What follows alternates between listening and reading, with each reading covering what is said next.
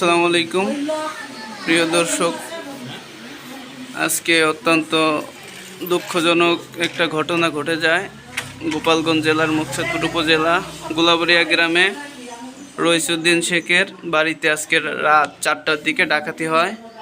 আজকে প্রথমে এইভাবে দরজা দিয়ে তারা ভেঙে ঘরের মধ্যে ঢুকে, তারপরে ঢোকার পরে বাসায় যারা ছিল সকলকে জিম্মি করে তাদের মুখ বেঁধে তাদের যাবতীয় যত মালামাল ছিল, টাকা পয়সা, সোনা দানা সব কিছু লুট করে নিয়ে যায়।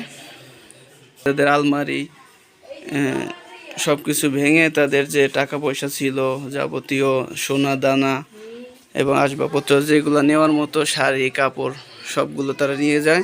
শুধুমাত্র একটা জায়গায় না, প্রতিনিয়ত অনেক জায়গায় এরকম হচ্ছে বর্তমানে।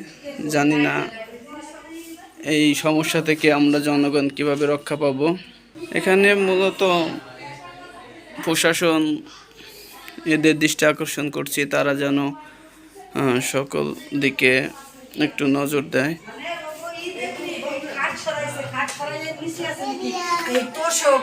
প্রত্যেকটা রুমের এই অবস্থা।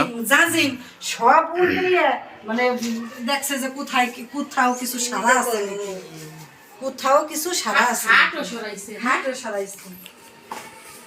প্রথমে গাড়িতে তারা একটা হাইক্স নিয়ে আসে, 16-17 জন লোক থাকে গাড়িতে। সেখান থেকে 12-13 জন লোক রুমের মধ্যে ঢুকে যায় এবং অনাকাঙ্ক্ষিতভাবে আক্রমণ করে সকলকে বেঁধে ফেলে। জিম্মি করার পরে সব মালামাল তাদের থেকে নিয়ে চলে যায়। এটা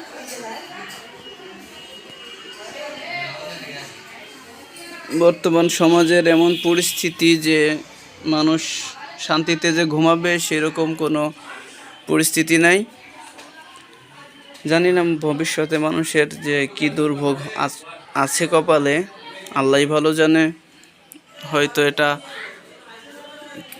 দোষটা কার দিব জানি না, প্রশাসনের দোষ দিব না, ভাগ্যের দোষ দিব না, অসচেতনতার দোষ দিব জানি না। এটা কি বলবো, প্রত্যেকটা মানুষই তো সচেতনভাবে চলে, তারপরেও এটা ঘটে যায়।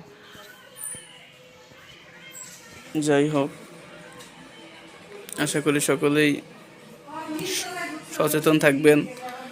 ঘুমানোর আগে সব কিছু ভালো করে দেখে শুনে তারপর ঘুমাবেন। যেখানে একটা তালা দেওয়ার দরকার সেখানে 5টা তালা দিবেন। কিছু করার নাই, বিপদে ভাই, আমরা সবাই বিপদের মধ্যে আছি। এটা এখন আমাদের ফেস করতে হবে, কিছু করার নেই। তাই সকলেই ভিডিওটা একটা শেয়ার দিয়ে রাখবেন, যাতে করে দেখা যায় মানুষের সচেতনমূলক ভিডিওটা। তাই সকলের শেয়ার দিয়ে রাখেন, যাতে সকলে ভিডিওটা দেখলে নিজে নিজে সচেতন হতে পারে। আজ আমার গেছে, আগামীতে আপনার যাবে না, এটা তো না। তাই সকলেই সাবধানতা অবলম্বন করবেন। ভালো থাকবেন। আসসালামু আলাইকুম।